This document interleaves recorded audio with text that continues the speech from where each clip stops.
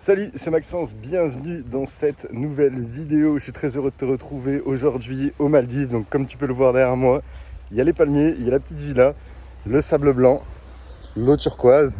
Bref, tout ce qu'il faut pour passer un bon petit moment. Donc j'espère en tout cas que tu vas bien en profiter au travers de la vidéo. J'espère que tu vas bien m'entendre parce qu'il y a quelques vagues aussi. Dans cette vidéo, je voulais faire un retour sur l'année 2020. Donc si tu regardes cette vidéo, c'est peut-être que tu as, et même très sûrement que tu as envie de changer de vie grâce à l'immobilier, suite à un constat que tu as dû voir en 2020, qui était que tu ne peux plus dépendre d'un système qui est obsolète, tu ne peux plus dépendre d'un patron qui peut te licencier du jour au lendemain pour des raisons économiques ou pour diverses raisons. Et du coup, tu dois vraiment te focaliser sur toi, ton avenir et qu'est-ce que tu peux mettre en place. Et dans cette vidéo, en fait, ce que je voulais te partager, c'était le plan d'action pour, si tu ne l'as pas encore fait, investir cette année ou réinvestir éventuellement, et du coup tu pourras apprendre aussi peut-être de nouvelles techniques de réinvestissement. Mais c'est vraiment une notion qui est très importante, l'investissement immobilier, parce que du coup c'est vraiment ce qui va te permettre de devenir libre. Moi à 15 ans, du coup j'ai commencé à travailler sur les chantiers, comme tu le sais, j'étais balayeur pendant quelques années après maçon, et à 21 ans, aux alentours des 21 ans, j'ai commencé à avoir un déclic qui était que je pouvais pas. Alors je vais repartir là-bas parce que j'ai l'impression qu'il y a un petit peu de vent, qui était que je voulais pas finir ma vie en fait en tant que maçon sur les chantiers. J'avais mes collègues, ils avaient 40 ans, tu leur donnais 60 ans. Il y en avait certains qui avaient la retraite qui diminuait déjà de jour en jour, qui s'éloignait aussi. Plus tu avances dans le temps, plus la retraite s'éloigne, c'est ça qui est assez bizarre aussi. Et en plus, dès qu'ils arrivaient à la retraite, il y en a beaucoup qui décédaient très rapidement. Donc voilà, c'était vraiment pas glorieux.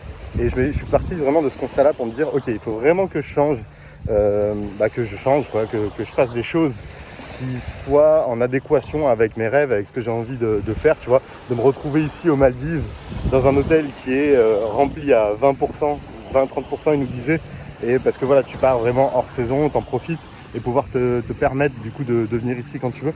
Et du coup, je m'étais dit que j'allais m'intéresser à l'investissement immobilier, et j'ai commencé à investir. Alors, à l'époque, il n'y avait pas tout ce que tu peux trouver maintenant, les vidéos, ce genre de choses. Donc les vidéos, les formations, les bouquins, enfin bref, les séminaires, tout ça, les rencontres, il n'y avait pas tout ça et du coup j'ai dû me débrouiller tout seul.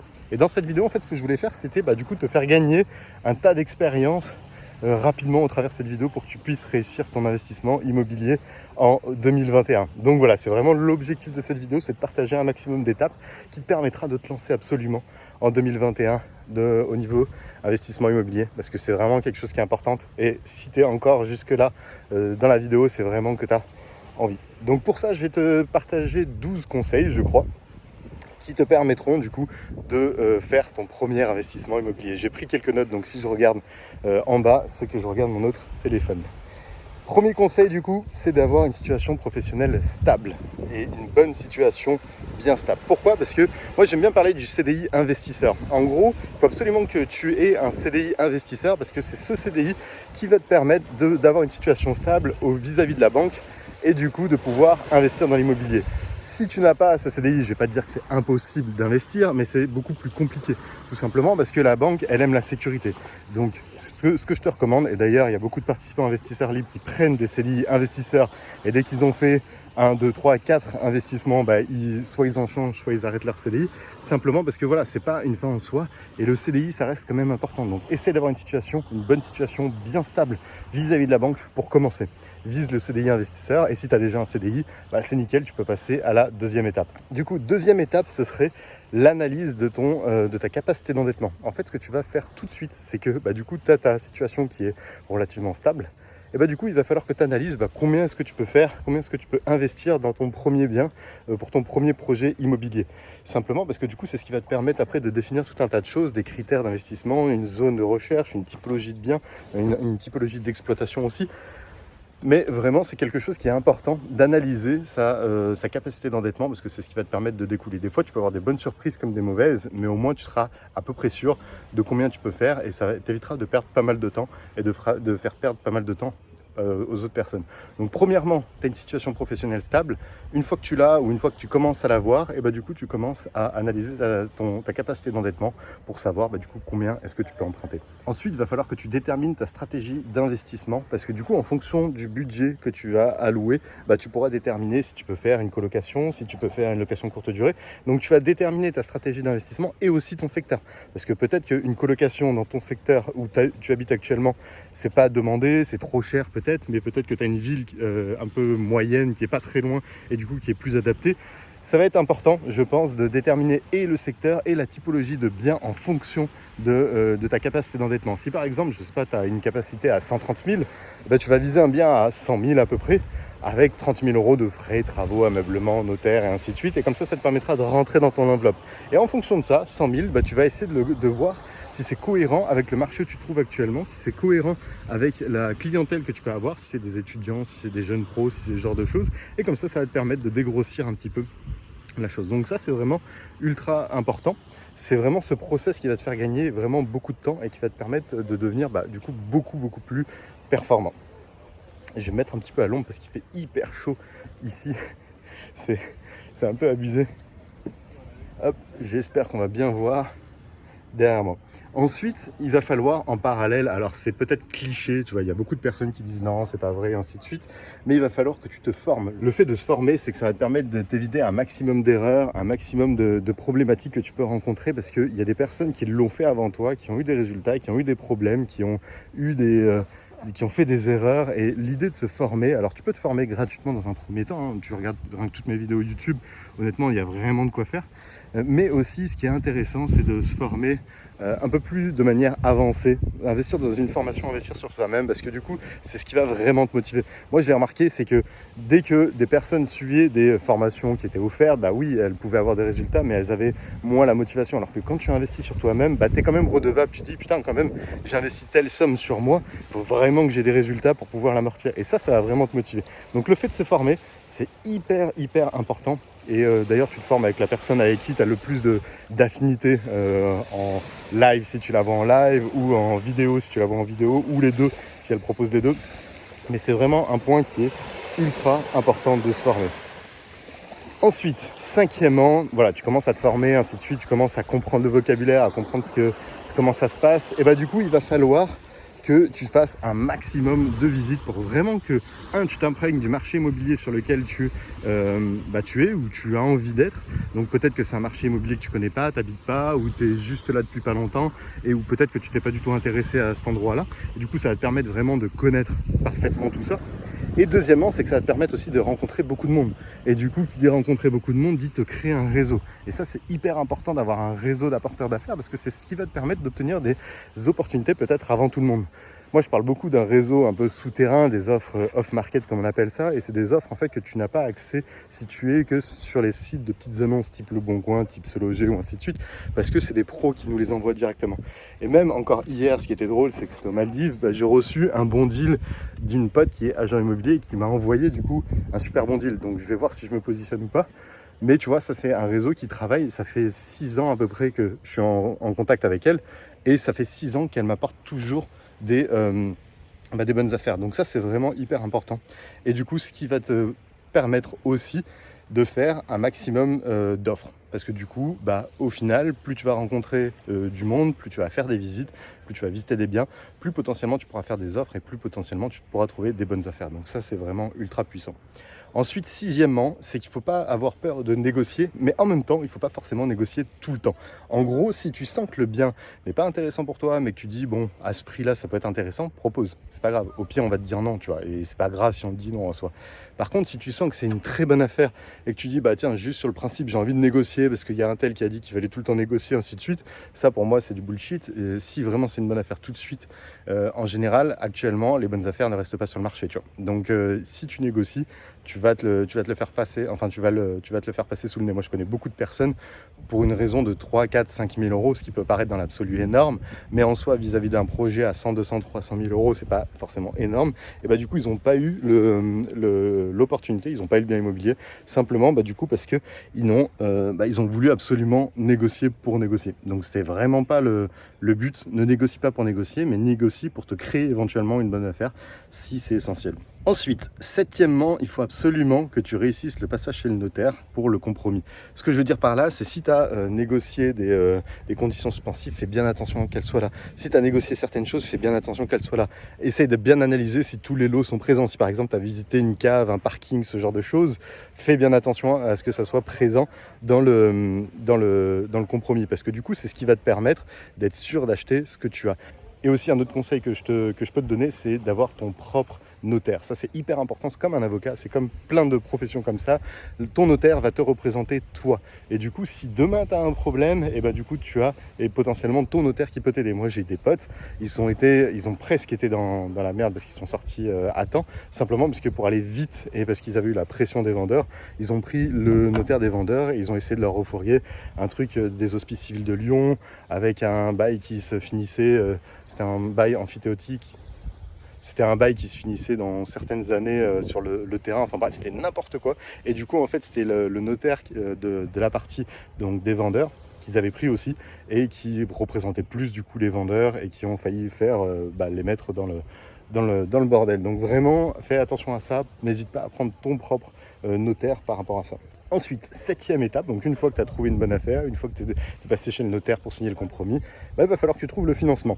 Et là, fais très très attention aux délais, parce que ça va très vite en fait, et surtout en ce moment où les délais sont beaucoup plus longs, tu as les banques qui sont un peu plus frileuses. Donc là, ce que je te recommande pour cette étape qui est l'étape bancaire, c'est de tout de suite faire le plus vite possible des devis, même limite avant de signer ton compromis, tu vas faire des devis pour les travaux, des devis sur Chabert Agencement Shop par exemple pour l'ameublement, enfin un maximum de devis pour avoir ton enveloppe, et comme ça, limite le lendemain ou le jour même où tu as signé ton compromis, boum, tu vas voir le banquier ou les banquiers. Et n'hésite pas à faire un maximum le tour des banques, parce que c'est pas parce qu'une banque va te dire non que celle d'à côté va te dire non aussi, tu vois. Moi je me souviens, le tout premier investissement que j'avais fait, et du coup j'avais eu 7 ou 8 refus, je crois, parce que j'avais une situation qui était pourrie à l'époque, mais du coup c'est pas grave, parce que je me suis toujours dit qu'il suffit d'un seul oui pour que tu puisses réaliser ton premier investissement immobilier et du coup pour que ce soit rentable. Donc vraiment, cette notion de faire un maximum de rendez-vous bancaires, c'est le mieux. Et n'hésite pas à faire un très bon dossier. Et si tu as un refus, n'hésite pas à demander pourquoi. Et n'hésite pas à demander à la banque qu'est-ce que tu pourrais améliorer pour éventuellement ton prochain rendez-vous bancaire. Donc ça, c'est vraiment important. L'obtention du financement, fais très attention au délai. Ça peut vraiment jouer en ta défaveur. Moi je l'ai déjà eu une fois le cas où j'étais carrément hors délai. À la fin le vendeur voulait même plus venir signer l'acte authentique parce que j'avais dépassé d'un mois ou deux le délai, et après c'est des situations qui sont assez stressantes et que je te recommande pas forcément. Donc vraiment cette notion de délai, tu peux prendre de l'avance, tu peux prendre pas mal de temps et t'y vas. Et c'est pas parce que tu as une proposition orale en disant oui je pense que c'est bon que tu dois arrêter tes recherches, non, parce qu'une proposition orale n'engage en rien, et du coup il faut vraiment que tu aies une proposition écrite et que tu signes. Vaut mieux que tu aies 2, 3, 4 propositions de prêt plutôt que 0. Donc vraiment fais un maximum de rendez-vous banque, un maximum de choses comme ça. Neuvièmement, tu as obtenu ton financement, du coup tu auras l'acte final à signer. Donc fais bien attention, toujours pareil que de le faire relire par ton notaire, que tout soit bon. Normalement, il faut juste que tu prévois un peu de frais qui sont liés à la taxe foncière, éventuellement aux charges de copro qui ont été provisionnées pour le trimestre ou le semestre ou le mois, en fonction de comment est-ce que c'est payé dans ta copro. Et là, surtout, moi, ce que je te recommande, c'est une fois que tu as ta date d'acte signé, d'acte final, de signature d'acte final, tu contactes tes artisans et tu leur dis, les gars, le 10 par exemple, j'ai mon acte final, le 11, vous venez à l'appartement et vous commencez les travaux. Pourquoi ? Parce que si tu attends de signer l'acte final pour commencer à lancer les travaux, si tu en as, tu risques de perdre 1 semaine, 2 semaines, 3 semaines, 4 semaines. Et si tu as un différé, c'est de l'argent que tu auras perdu. Et du coup, voilà, c'est vraiment pas le but. Donc vraiment, l'idée, c'est de toujours préméditer. Et c'est un peu l'objectif de cette vidéo, c'est de t'expliquer toutes les étapes pour que tu puisses prendre note et vraiment que ça soit beaucoup mieux. Donc vraiment, attention à l'acte final, il y a 2-3 choses à penser. Donc fais bien attention aussi à ça. Ensuite, dixièmement, du coup, tu devras lancer les travaux, suivre les travaux. Donc, fais bien attention au suivi des travaux, fais bien attention aux artisans que tu vas sélectionner. Il faut que ce soit des artisans qui ont l'habitude de faire ce que tu dois faire. Nous, par exemple, on a déjà eu des artisans avec qui on a déjà eu des problématiques parce qu'ils disaient qu'ils savaient faire certains types de travaux, type les travaux de division, alors que c'était pas du tout vrai. Ils ne savaient pas le faire. Et du coup, là, ce que tu peux faire, c'est vraiment, tu leur demandes en fait d'aller visiter des chantiers en cours ou des réalisations qui viennent d'être finies et qui sont cohérentes et qui correspondent à ce que tu as envie de leur déléguer. Donc ça, c'est vraiment très important parce que sinon, tu peux avoir des surprises, tu peux avoir des personnes qui font du mauvais travail. Onzièmement, c'est la mise en exploitation, la mise en vente. Donc là, ce que tu devras faire, c'est la réception de chantier. Et après, très rapidement, tu devras le mettre en location ou en vente en fonction de la stratégie du coup que tu veux mettre en place. Donc ça, c'est important. Essaye aussi toujours de prendre de l'avance sur toutes les étapes. Là, tu sais que tu devras le mettre éventuellement en location, en vente. Donc n'hésite pas à faire une annonce déjà, même si c'est en travaux, même si c'est pas finalisé. Les personnes, quand elles vont voir en description que c'est en train d'être refait à neuf, même si tu mets que des plans ou éventuellement des photos qui peuvent correspondre à ce que tu aimerais faire, et du coup, ça peut aussi marcher. Donc là, toujours dans l'esprit de constamment prendre de l'avance sur vraiment tout ce que tu veux faire, tout ce que tu veux mettre en place et du coup c'est ce qui va te permettre de gagner beaucoup plus de temps. Donc ça c'est très important aussi. Et d'ailleurs voilà, si tu as envie de faire, je sais pas si si tu sais que les travaux vont se finir telle date, essaie de prévoir l'ameublement directement dans la foulée. Donc si par exemple tu passes par Chabert Agencement Shop, du coup tu prévois 2-3 semaines avant. Nous comme ça on livre tout le jour où tu récupères le chantier. Et pareil pour le photographe, tu essaies de le faire venir le jour où tu auras fini l'installation du mobilier. Et pareil pour la régie, donc si tu as une société à qui tu vas déléguer la gestion, du coup n'hésite pas à la faire venir avant la fin des travaux. Comme ça en fait tout ça c'est des moments où tu pourras prendre de l'avance en fait sur tout ça. Et ça t'évitera de perdre 1 semaine, 2 semaines, 3 semaines parce que voilà, le temps ça reste quand même de l'argent et si tu perds un mois bêtement, du coup tu peux perdre plusieurs centaines voire plusieurs milliers d'euros bêtement. Donc c'est pour ça que l'idée de savoir en avance, du coup c'est que ça va te permettre d'être beaucoup plus réactif. Et ensuite, pour finir, 12e et dernière étape, c'est de répéter dès que possible cette opération. Pourquoi ? Parce que du coup, il va falloir que tu répètes au plus vite. Et il ne faut pas que tu te bloques toi-même, il faut vraiment que ce soit les personnes qui te disent « Non, là, je peux vraiment plus te financer, non, là, je peux vraiment plus te suivre sur tes projets. » Mais quoi qu'il arrive, il faut que tu répètes le plus vite possible, surtout si tu as envie d'atteindre rapidement l'indépendance financière, la liberté financière. Et du coup, moi, ce que je te recommande, c'est que si au bout d'un moment, tu as ta banque qui te dit non, va voir d'autres. Moi, il y en a beaucoup de directeurs de banque qui me disaient je m'en fiche de l'encours que tu peux avoir ailleurs. Moi, ce qui m'intéresse, c'est l'encours que tu as dans ma banque. Et si tu n'as pas d'encours dans ma banque et que tu en as ailleurs, du coup, tu peux très bien venir ici et te faire financer. Donc ça, c'est hyper puissant, le fait de ne pas se bloquer psychologiquement et de continuer, recontinuer. Et ça, c'est vraiment ce que je te recommande. Donc voilà, du coup, pour ce qui était de cette vidéo, en tout cas, j'espère qu'elle t'a plu. Si ça t'a plu, n'hésite pas à la liker et surtout à la partager à des personnes qui en ont marre de leur travail, qui ont envie d'être libre financièrement, de voyager plus, de vraiment maîtriser sa vie. Donc n'hésite pas à la partager à tout ce genre de personnes. En tout cas, j'espère que le décor t'a plu. Les Maldives, c'est vraiment un endroit qui est incroyable.